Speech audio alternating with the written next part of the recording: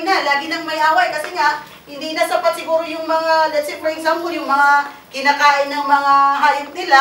And then ganun naman talaga, the bigger the crowd, mas magulo po, di ba? Kaya nga, sa mga opisina natin, mas marami nakikisaw-saw sa mga desisyonan, di ba? Kahit sa pamilya, ganun din. Mas marami tayo, mas magulo, mas maraming boses, mas maraming siga, no? So, ganun din dito, hindi even sa Old Testament, totoo pala yun that it really happens. So, the Canaanites and Perizzites were also living in the land at that time. So, may mga ibang tao na, di ba, na settlers doon. And they were seeing them fighting.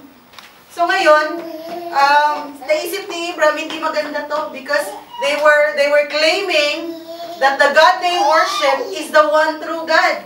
And here are their people fighting and all that. So, ano nilang masasabi ng ibang sumasamba ng mga ibang Diyos-Diyosan? So, wala pala itong pinagkaiba sa atin. Ganon din pala di ba?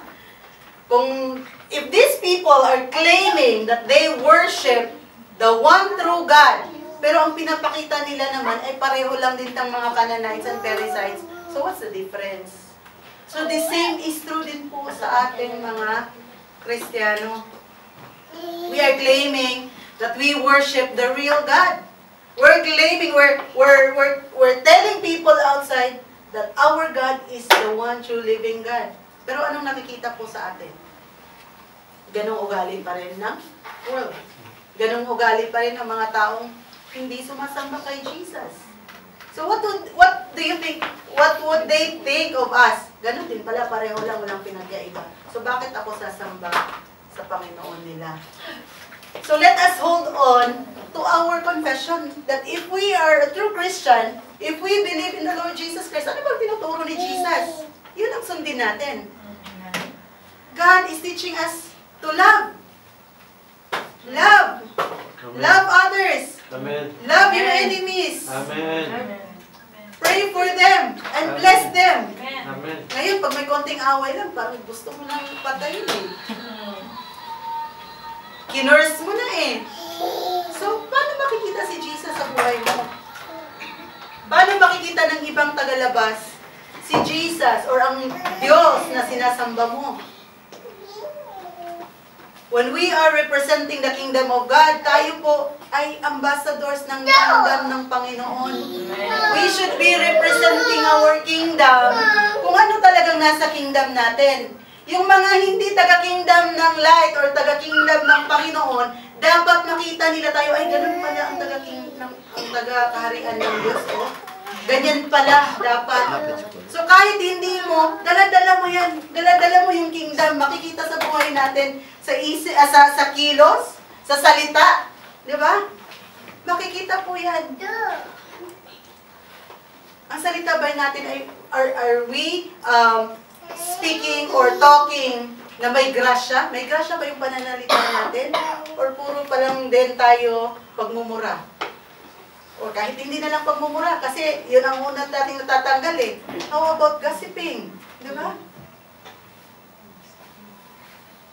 So paano makikita ng ibang tao? Eto, Canaanites and Perizzites, nakikita nila nag-aaway-away. So sabihin nila, walang pinagkaiba. So bakit ako sasamba sa Diyos nila? Amen?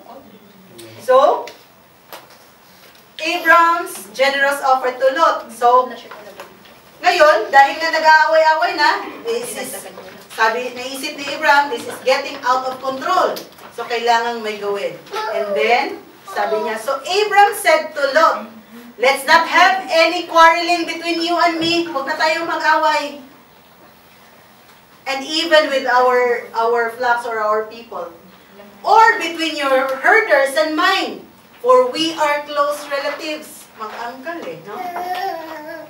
Pero sino ang nagano? Si Uncle Abraham talaga. Kasi siyempre, siya ang mas mature compared kay Lot. So, is not the whole land before you? Herders. For we are close relatives. Is not the whole land before you? Let's part company. If you go to left, so ito si Abram tong nagsasalita. Kung pupunta ka sa left, then I'll go right. Ay, baliktad. Kung pumunta ka sa left, then I'll go right. If you go to the right, then I'll go to the left. Ganon ka-generous si Abram. He let Lot decide kung saan niya mas gusto.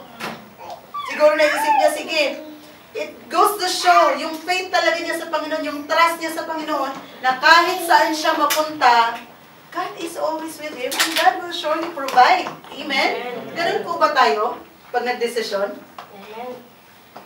Sometimes naisip ko, Lord, ang hirap talaga magdesisyon kasi hindi ko alam anong mangyayari. Tapos pag hindi umaayon sa gusto mo yung mga nangyayari based on your decision, nagtanong naman ako sa iyo, Lord. Hindi na ba ako nakakarinig sa iyo, Lord? Hindi na ba ako nakakarinig na nagkamali ako ng desisyon? So, ganun natin tinitake note yun, no? But of course, yung trust ni Abram dito sa Panginoon is there.